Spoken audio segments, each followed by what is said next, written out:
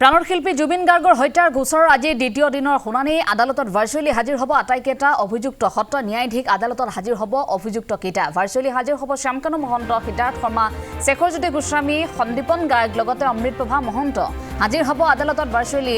জুবিন গাৰ্গৰ দুই নিৰাপত্তাৰক্ষী পৰেশ বৈশ্য আৰু নন্দেশ্বৰ বৰাও প্ৰথম দিনৰ শুনানিটো ভাৰ্চুৱেলি অংশ লৈছিল আৰু আজি দ্বিতীয় দিনৰ শুনানি সত্ৰ ন্যায়াধীশ আদালতত ভাৰ্চুৱেলি এই আটাইকেইটা অভিযুক্ত হাজিৰ হ'ব ভাৰ্চুৱেলি হাজিৰ হ'ব শ্যামকানু মহন্ত সিদ্ধাৰ্থ শৰ্মা শেখৰ গোস্বামী সন্দীপন গাৰ্গ লগতে অমৃতপ্ৰভা মহন্ত আৰু জুবিন গাৰ্গৰ দুই নিৰাপত্তাৰক্ষী পৰেশ বৈশ্য নন্দেশ্বৰ বৰা এই আটাইকেইটাই মিলি সেই জঘন্য কাণ্ড সংঘটিত কৰিছিল প্ৰাণৰ শিল্পীগৰাকীৰ হত্যাৰ গোচৰত অভিযুক্ত আটাইকেইটা অভিযুক্তই আজি দ্বিতীয় দিনৰ শুনানি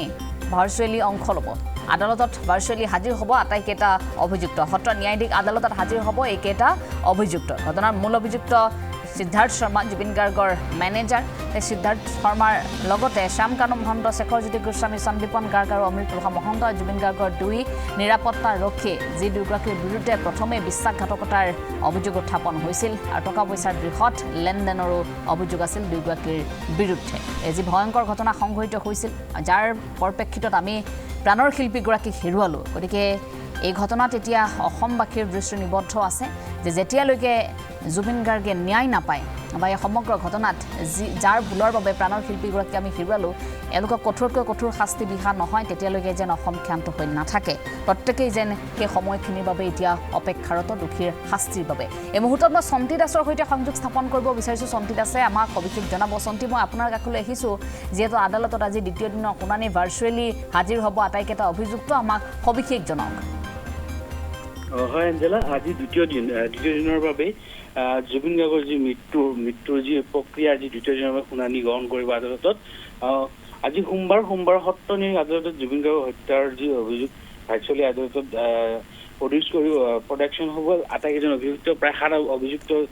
ক্ৰমে শ্যামকানু মহন্ত সিদ্ধাৰ্থ শৰ্মা শেখৰজ্যোতি গোস্বামী সন্দীপন গাৰ্গ অমৃতপ্ৰভা মহন্ত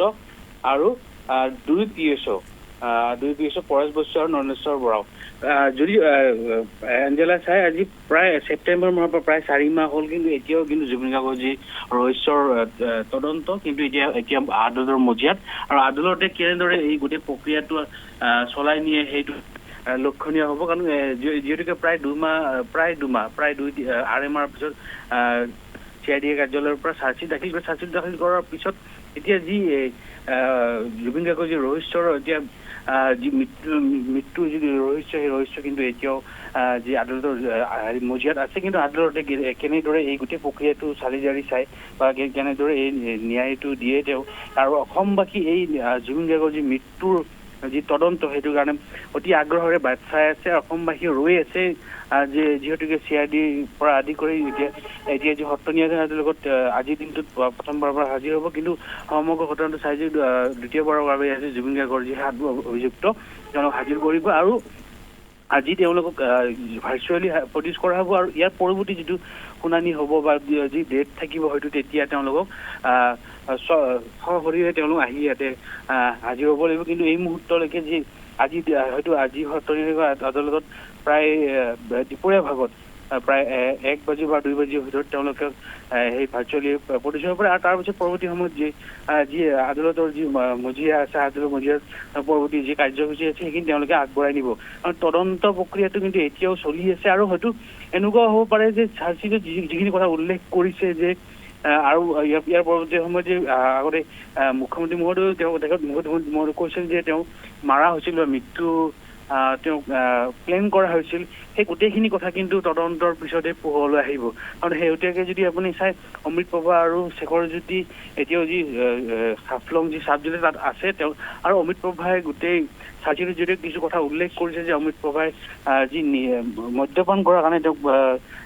তেওঁক জোৰ কৰিছিল গোটেই নিশা মদ্যপান কৰাইছিল তেনেদৰে কথা কিছুমান উল্লেখ আছে এতিয়া সামাজিক মাধ্যমত সেইখিনি কথা উল্লেখ হৈছে আৰু ইয়াৰ সমান্তৰালকে যদি আপুনি চাই অঞ্জলা যি জুবিন গাৰ্গৰ যি মৃত্যু প্ৰসংগলৈ এতিয়া বহু লোকে সমালোচনা কৰিছে বহু আলোচনা কৰিছে কিন্তু সেই পক্ষটো কিন্তু যেতিয়া আদালতে সেই ৰায়দান দিব বা আদালতৰ মজিয়াৰ পৰা এটা নিশ্চিত এটা ৰায়দান হ'ব তেতিয়াহে কিন্তু প্ৰকৃত তথ্যটো পোহৰলৈ আহিব কিন্তু এই মুহূৰ্তলৈকে কিদৰে হত্যা কৰিলে সেই কথাখিনি এতিয়া পোহৰলৈ অহা নাই বা হত্যা কৰিলেই নেই অধিক মদ্যপান কৰাৰ কাৰণে জুবিন গাৰ্গৰ মৃত্যু হৈছিল এই কথাখিনি এতিয়াও পোহৰলৈ অহা নাই আজি আদালতৰ মজিয়াৰ পৰা যি ন্যায় পাব তাৰ পিছত পৰৱৰ্তী সময়তহে গম পোৱা যাব অঞ্জলা হয়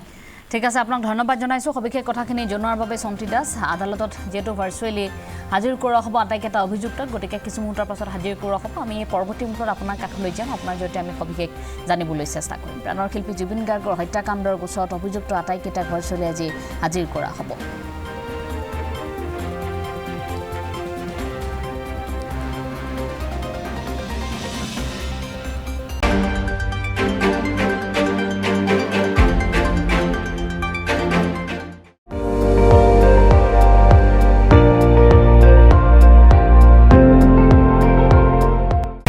আপুনি চাই আছে ND24 সৰ্বশ্ৰেষ্ঠ নহয় সৰ্বোত্তমৰ দৌৰ